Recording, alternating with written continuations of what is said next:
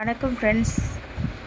TNPSC smart preparation சேனலுக்கு அனைவரையும் வரவேற்கின்றேன். இன்றைக்கி நீதி கட்சியோடைய செகண்ட் பார்ட்டில் சென்னை திராவிடர் சங்கத்துடைய சாதனைகளை பற்றி பார்க்கலாம். ஆல்ரெடி முன்னாடி போட்ட வீடியோவை பார்த்துட்டு வாங்க. திராவிடர் சங்கம் துவக்கப்பட்ட பின் சில குறிப்பிடத்தக்க சாதனைகளை செய்தது. எது இந்த திராவிடர் சங்கம் குறிப்பிட்ட சாதனைகளை செஞ்சுருக்கு. என்னென்ன அப்படின்னா, சென்னையில் இச்சங்கத்தின் கிளைகள் திறக்கப்பட்டன. சென்னையில் தங்கியிருந்த பிராமணர் அல்லாத மாணவர்களுக்கென்று பிரத்யேக விடுதி துவங்கப்பட்டது. ஓகேவா? அதாவது சென்னையில் இந்த சங்கத்துடைய கிளைகள் எல்லாம் திறக்கப்பட்டாங்க. அதே மாதிரி சென்னையில் வந்து தங்கியிருந்த பிராமணர் அல்லாத மாணவர்களுக்கென்று பிரத்யேக விடுதி வந்து துவங்கப்பட்டது. சென்னையில் இருந்த பிராமணர் அல்லாத பட்டதாரிகளை ஆண்டுதோறும் அழைத்து அவர்களுக்கு இச்சங்கத்தின் நோக்கம் மற்றும் நடவடிக்கைகளை வந்து எடுத்துரைக்கப்பட்டது. அவர்கள் வந்து கௌரவிக்கப்பட்டனர். சங்க கோரிக்கைகளை உள்ளடக்கி 2 நூல்கள் வெளியிடப்பட்டன. ஓகே, எத்தனை நூல்கள் அப்படின்னா 2 நூல்கள் வந்து வெளியிடப்பட்டன. சென்னை திராவிடர் சங்கத்தின் நடவடிக்கைகள் படித்த பிராமணர் அல்லாதோரிடையே விழிப்புணர்வை ஏற்படுத்தியது. அது படித்த பிராமணர் அல்லாதவர்களுக்கு இடையே வந்து விழிப்புணர்வை வந்து ஏற்படுத்தியது. அது மட்டுமல்ல, வெளி மாவட்டங்களில் இருந்து சென்னையில் பல இடர்பாடுகளுக்கு இடையே கல்வி பயின்று வந்த பிராமணர் அல்லாத மாணவர்களுக்கென தனியாக ஒரு விடுதியை துவக்கியது. சமுதாய மாற்றத்துக்கான அடிப்படை முக்கியமான நிகழ்ச்சியாகும். அதுக்கப்புறம் ராயல் கமிஷன் எப்போ அப்படின்னா 1912. இதில் வந்து சென்னை திராவிடர் சங்கத்துடைய சாதனைகள் அப்படின்னா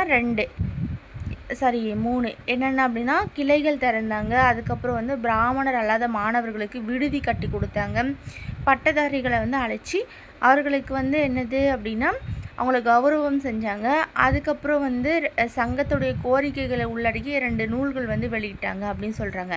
அதுக்கப்புறம் ராயல் கமிஷன் வந்து என்னதுன்னா 1912 1912ஆம் ஆண்டு அரசாங்க பணிகளுக்காக ராயல் கமிஷன் அமைக்கப்பட்டது. அப்போது சென்னை சட்டமன்ற உறுப்பினராக இருந்த பி. தியாகராய செட்டி அக்கமிஷனை சந்தித்து மாகாண அரசாங்க பதவிகளை பிராமணர்கள் ஆக்கிரமித்து கொண்டிருக்கிறார்கள் என்பதை புள்ளி விவரங்களுடன் விளக்கினார். கமிஷன் 42 சாட்சிகளை விசாரித்தது. அவர்களில் ஒருவரான வருவாய் கோட்ட அதிகாரி பாலாஜி ராவ் நாயுடு பிராமணர் அல்லாதோர் நலனை பாதுகாப்பதற்கான ஒரு வழி சாதி வாரியான விகிதாச்சார பிரதிநிதித்துவம் தான் என்பதை வலியுறுத்தினார். இதில் வந்து கொஸ்டின் ஏரியா அப்படின்னா என்னதுன்னா, ராயல் கமிஷன் எப்போ அமைச்சாங்க அப்படின்னா 1912. அதுக்கப்புறம் வந்து எதுக்காக அப்படின்னா அரசாங்க பணிகளுக்காக. ராயல் கமிஷன் எதுக்காக அமைச்சாங்கன்னா அரசாங்க பணிகளுக்காக. அப்போ சென்னை சட்டமன்றத்தின் உறுப்பினராக இருந்தவர் வந்து யாருன்னா பிட்டி தியாகராய செட்டி அப்படின்றவர். ஓகேவா? அதுக்கப்புறம் வந்து இந்த ராயல் கமிஷன் வந்து எத்தனை சாட்சிகளை விசாரித்தது அப்படின்னா 42 சாட்சிகள். அதில் வந்து ஒருத்தர் வந்து வருவாய் கோட்ட அதிகாரி யாருன்னா பாலாஜி ராவ் நாயுடு. அவர் வந்து என்ன சொன்னாங்க அப்படின்னா, பிராமணர் அல்லாத நலனை பாதுகாப்பதற்கான ஒரு வழி ஜாதிய வாரியான விகிதாச்சார பிரதிநிதித்துவம் தான் அப்படின்றத வந்து யார் சொல்லியிருப்பார் அப்படின்னா பாலாஜி ராவ் நாயுடு. ஓகேவா? இது வந்து என்னதுன்னா சென்னை திராவிட சங்கத்துடைய சாதனைகள். அதுக்கப்புறம் ராயல் கமிஷன். இந்த கடிதத்துடைய கிளர்ச்சி அப்படின்னு சொல்லிட்டு 1915 வந்து சொல்லியிருக்காங்க. 1915ஆம் ஆண்டு 21 கடிதங்களை உள்ளடக்கிய நூல் வெளியிடப்பட்டது. எத்தனை இது அப்படின்னா 21 கடிதங்களை உள்ளடக்கிய நூல் வந்து வெளியிடப்பட்டது. எப்போ? 1915. எத்தனை கடிதம்? 21 கடிதம். இதில் வந்து பிராமணர் அல்லாத சி. சங்கரன் நாயர் எழுதப்பட்ட இக்கடிதங்கள் அனைவரையும் கவர்ந்தன. யார்? பிராமணர் அல்லாத யாருன்னா சங்கரன் நாயர் அப்படின்றவர் ஒரு கடிதத்தை எழுதியிருக்கிறாரு. அது வந்து எல்லாருடைய கவனத்தையும் ஈர்த்தது. இந்த கடிதங்கள் பட்டும் படாமல் இருந்த பிராமணர் அல்லாத தலைவர்கள் அனைவரையும் சிந்திக்க வைத்தன. உள்ளாய்வு செய்தோர் ஊக்கமுற்றன. திராவிட மகாசபை என்ற அரசியல் அமைப்பை உருவாக்கி அதன் கிளைகளை மாவட்டங்களிலும் கிராமங்களிலும் துவக்க வேண்டும் என்ற எண்ணம் எழுந்தது. எனது திராவிட மகாசபை என்ற அரசியல் அமைப்பை உருவாக்கி அதன் கிளைகளை மாவட்டங்களிலும் கிராமங்களிலும் துவக்க வேண்டும் என்ற எண்ணம் எழுந்தது.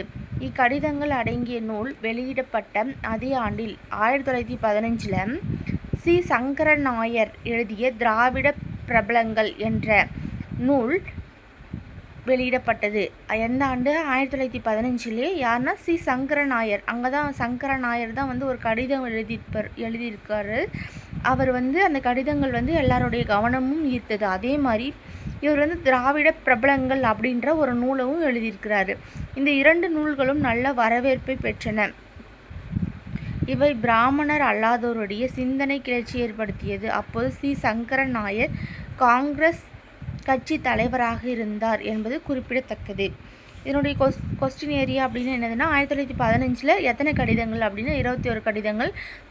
இதில் வந்து முக்கியமானது யாருடையது அப்படின்னா சங்கரன் நாயர் எழுதப்பட்ட அந்த கடிதம் வந்து எல்லாருக்கும் வந்து விருப்பமாக இருந்தது. அதுக்கப்புறம் வந்து திராவிட மகாசபை அப்படின்ற அரசியல் அமைப்பு தொடங்குறதுக்கு இதெல்லாம் காரணமாக இருந்தது. அது இல்லாமல் வந்து அனைத்து கிராமங்களிலும் மாவட்டங்களிலும் திராவிட மகாசபை இந்த கடிதங்கள் வந்து கடிதங்கள் கொடுத்ததுனால திராவிட மகாசபை வந்து அரசியல் அமைப்பு திராவிட மகாசபை என்ற அரசியலமைப்பு வந்து அனைத்து மாவட்டங்களிலும் கிராமங்களிலும் துவக்கணும் அப்படின்ற ஒரு எண்ணம் வந்து ஏற்பட்டுச்சு.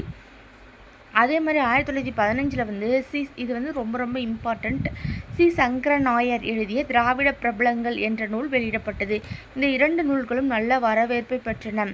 ஓகேவா? அது இல்லாமல் இது வந்து பிராமணர் அல்லாதவரிடையே கிளர்ச்சி ஏற்படுத்தியது. அப்போது சங்கரன் நாயர் வந்து காங்கிரஸுடைய கட்சி தலைவராக இருந்தாங்க அப்படின்னு சொல்கிறாங்க. அதுக்கப்புறம் வந்து என்னது அப்படின்னா தேர்தல் திருப்புமுனை அப்படின்னா என்னது அப்படின்னா தேர்தலில் தோல்வி அடைஞ்சிட்டாங்க. 1916ஆம் ஆண்டு இம்பீரியல் சட்டமன்றத்துக்கான தேர்தல் நடைபெற்றது. எந்த சட்டமன்றத்துக்கு அப்படின்னா இம்பீரியல் சட்டமன்றத்துக்கான தேர்தல் நடைபெற்றது. அத்தேர்தலில் போட்டியிட்ட பிராமணர் அல்லாத பிரபல வேட்பாளர்களான யார் அப்படின்னா டி.எம். நாயர், பி. ராமராயர் முறையே பிராமண வேட்பாளர்களான பி.எஸ். சீனிவாச சாஸ்திரி, கே.வி. ரங்கசாமி ஐயங்கார் ஆகியோரால் தோற்கடிக்கப்பட்டன. அதே போன்று பிட்டி தியாகராய செட்டியும் குமார வெங்கட ரெட்டி நாயுடும் அன்னிபெசன்ட் அம்மையாரின் சுயாட்சி சங்கத்தின் ஆதரவு பெற்ற பிராமண வேட்பாளர்களால் தோற்கடிக்கப்பட்டன. அனைத்து வேட்பாளர்களும் காங்கிரஸ் சார்ந்தவர்கள் அப்படின்றது குறிப்பிடத்தக்கது. அது 1916 வந்து இம்பீரியல் சட்டமன்றத்துக்கான ஒரு தேர்தல் வந்து நடைபெற்றிருக்கும். அதில் வந்து நிறைய வந்து பிராமணர் அல்லாத வேட்பாளர்கள் வந்து இதில் வந்து போட்டிட்டு இருப்பாங்க. யாருன்னா டி.எம். நாயர், ராயரும் இவங்க 2 பேரும் வந்து பிராமணர் அல்லாதவர். யார்? டி.எம். நாயரும் ராமராயரும். அதே வந்து பிராமண வேட்பாளர் அப்படின்னா சீனிவாச சாஸ்திரியும் கே.வி. ரங்கசாமி ஐயங்காரும். இவங்களால் அதாவது டி.எம். நாயர் வந்து சீனிவாச சாஸ்திரியாலும் ராமராயர் வந்து ரங்கசாமியாலையும் வந்து தோற்கடிச்சிருப்பாங்க. அதே போன்று பிட்டி தியாகராய செட்டியும் குமார வெங்கட ரெட்டி நாயுடுவும் யாரால் அப்படின்னா அன்னிபெசன்ட் அம்மையாருடைய சுயாட்சி சங்கத்துடைய ஆதரவு பெற்ற பிராமண வேட்பாளர்களால் இவங்க வந்து தோற்கடிக்கப்பட்டாங்க அப்படின்னு சொல்கிறாங்க. ஓகேவா? சுய சிந்தனைன்னு சொல்லிட்டு ஒன்று கொடுத்துருக்காங்க. என்ன அப்படின்னா மிகச் சிறுபான்மை சமூகத்தைச் சேர்ந்த பிராமண வேட்பாளர்கள் மிக பெரும்பான்மை சமூகங்களைச் சேர்ந்த செல்வமும் செல்வாக்கும் மிக்க வேட்பாளர்களை எளிதில் தோற்கடித்து பிராமணர் அல்லாத பிரபலங்களுக்கு பேரதிர்ச்சியாக இருந்தது. இத்தேர்தல் தோல்விகள் பிராமணர் அல்லாதோர் ஆகியோருக்கு இடையே இருந்த இடைவெளியை மேலும் விரிவுபடுத்திவிட்டது. குறிப்பாக பிராமணர் அல்லாத வாக்காளர்கள் பிராமண வேட்பாளர்களுக்கு ஆதரவாக வாக்களித்து வெற்றி பெற செய்தது.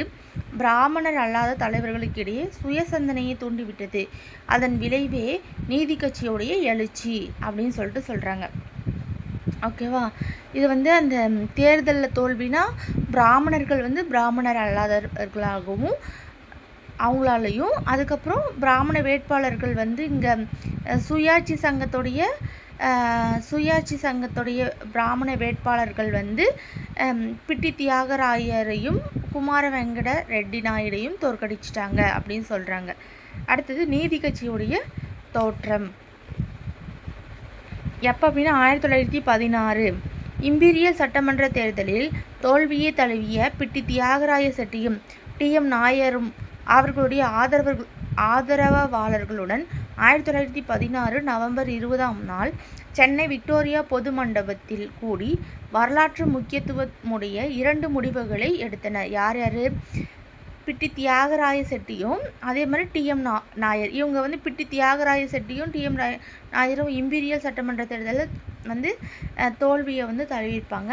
இவங்க வந்து 1916 நவம்பர் 20 வந்து இவங்க வந்து சென்னை விக்டோரியா பொது மண்டபத்தில் வந்து 2 முடிவுகள் எடுக்கிறாங்க. ஒன்று வந்து தென்னிந்திய மக்கள் சங்கம், சவுத் இந்தியன் பீப்புள் அசோசியேஷன் அப்படின்ற ஒரு அமைப்பும், அதே மாதிரி தென்னிந்திய நல உரிமை சங்கம் அப்படின்னா சவுத் இந்தியன் லிபரல் ஃபெடரேஷன் அப்படின்ற ஒரு அமைப்பையும் உருவாக்குறாங்க. யார்? பிட்டி தியாகராய செட்டியும் டிஎம் நாயரும். எங்கே அப்படின்னா விக்டோரியா பொது மண்டபத்தில். எந்த நாள் அப்படின்னா 1916 நவம்பர் 20.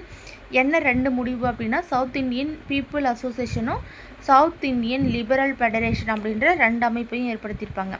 அதுக்கப்புறம் தென்னிந்திய மக்கள் சங்கம். தென்னிந்திய மக்கள் சங்கம் அப்படின்னு என்னது? South Indian people association. தென்னிந்திய மக்கள் சங்கம் ஒரு கூட்டு பங்கு கழக, அதாவது ஜாயிண்ட் ஸ்டோக் கம்பெனியை போன்று ஒரு வர்த்தக அமைப்பு.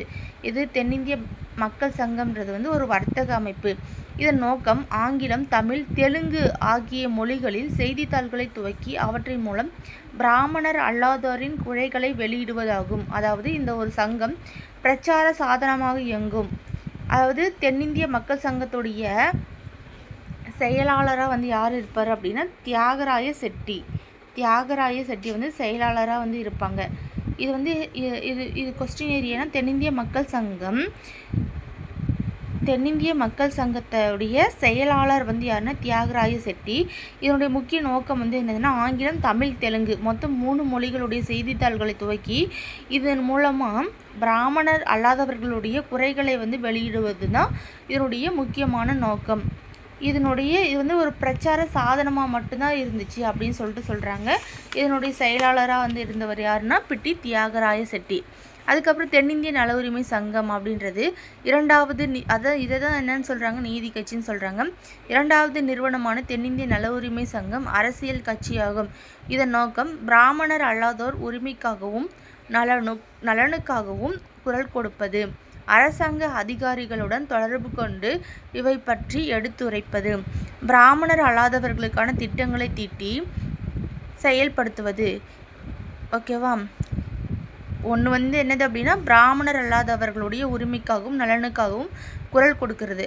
அதுக்கப்புறம் அரசாங்க அதிகாரிகளுடன் வந்து தொடர்பு கொண்டு இதை பற்றி நம்ம எடுத்துரைக்கிறது.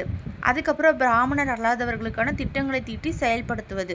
இந்த கட்சி வந்து இந்த கட்சி என்னது?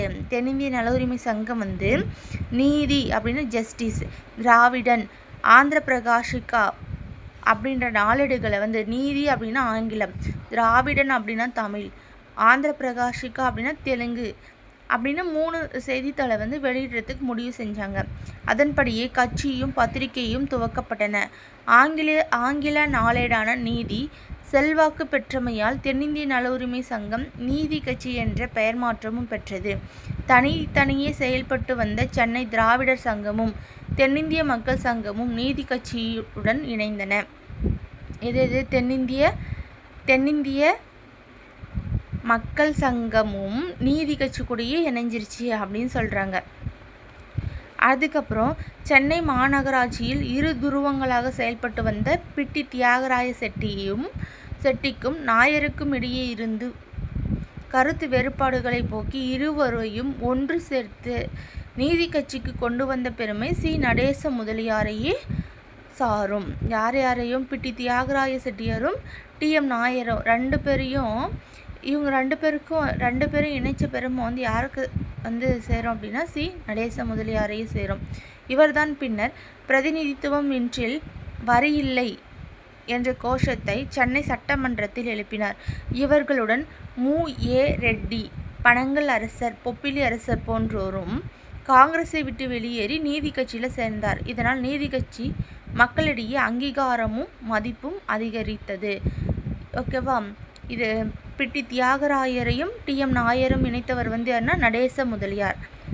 பிரதிநிதித்துவம் இல்லை இன்றேல் வரி இல்லை அப்படின்னு சொன்னவரும் சி. நடேச முதலியார். ஓகேவா? சென்னை சட்டமன்றத்தில் இப்படி சொன்னதுனால யார் வெளியே வந்திருப்பார் அப்படின்னா மு. ஏ. ரெட்டி, பனங்கல் அரசர், பொப்பிலி அரசர் இவங்கெல்லாம் வந்திருப்பாங்க. இதனால் வந்து என்னது அப்படின்னா நீதி கட்சிக்கும் நீதி கட்சிக்கு வந்து ஒரு மதிப்பும் மரியாதையும் அதிகரிச்சது அப்படின்னு சொல்லிட்டு சொல்கிறாங்க.